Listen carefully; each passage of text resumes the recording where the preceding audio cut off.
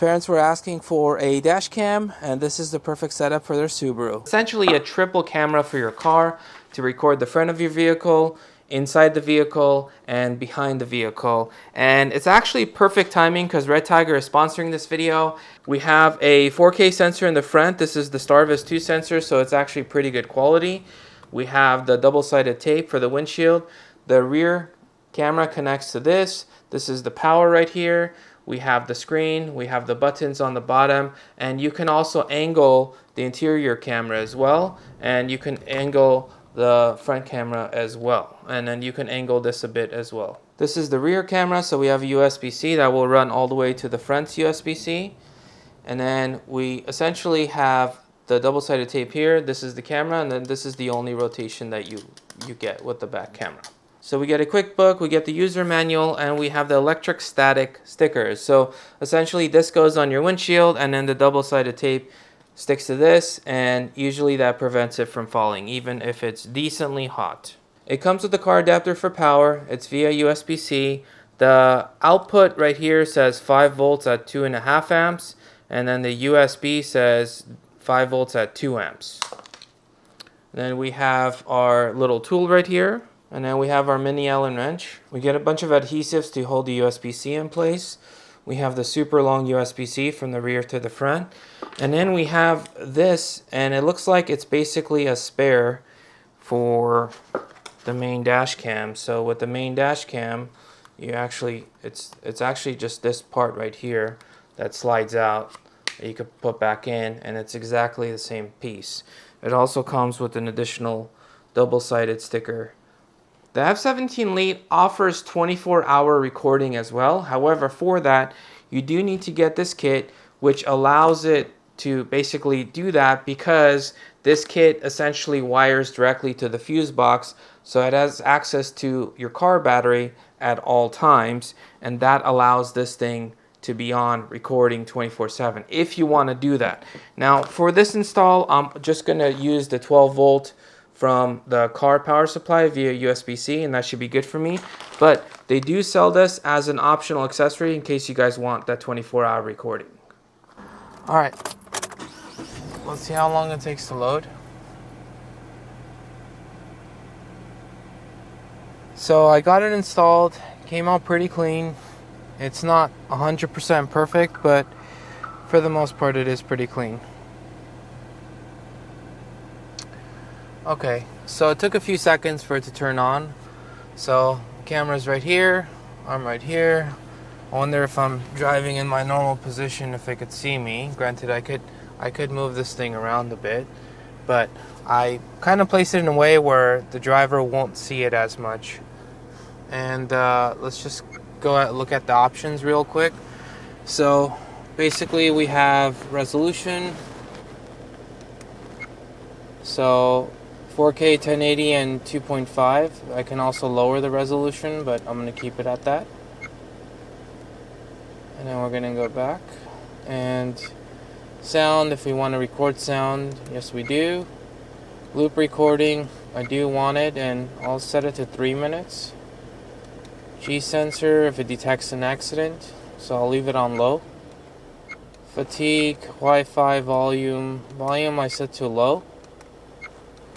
And that's just this volume, this clicking volume. So if I set it to high, it just sounds louder, but this is already fine. Screensaver, how long I want it to stay on, so 1 minute's fine.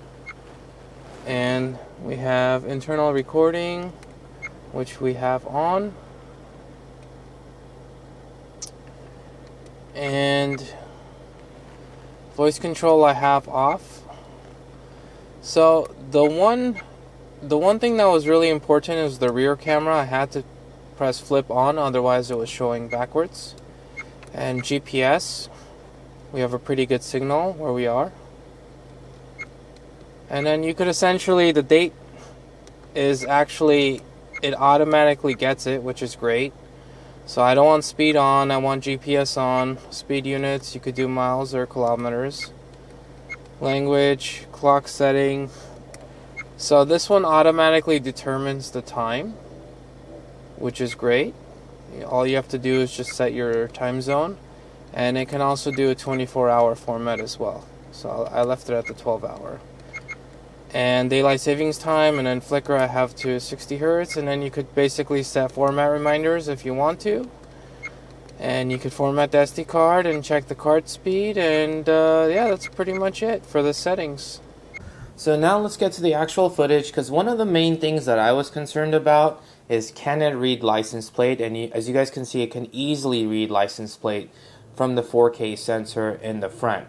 Super clear resolution, and in terms of the back, not as clear, but you could still read license plates even in the back. Now when we get to the quality, so the front camera is 4K, the inside camera is 1080p, so you guys can see this is what it looks like inside. Now the placement matters, how you want to place it. I kind of place it in a way where from the driver's angle you can't see it, but it still gets a decent amount. And in terms of the back, I kind of placed it a little more angled just so I could kind of get a better view. If I placed it more in the center of the rear, I think it would have been better. As a camera, I mean, it's pretty clear during the day, both the front, especially the front, the back, and the inside, and as well as even at night. So I took it to a parking lot just to see what, at night with some lights on, to see the quality, what it would look like.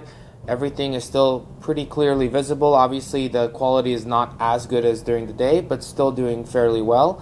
And then I decided to take it to more of a darker street just to see how well it would, show. And you could still see everything pretty clearly.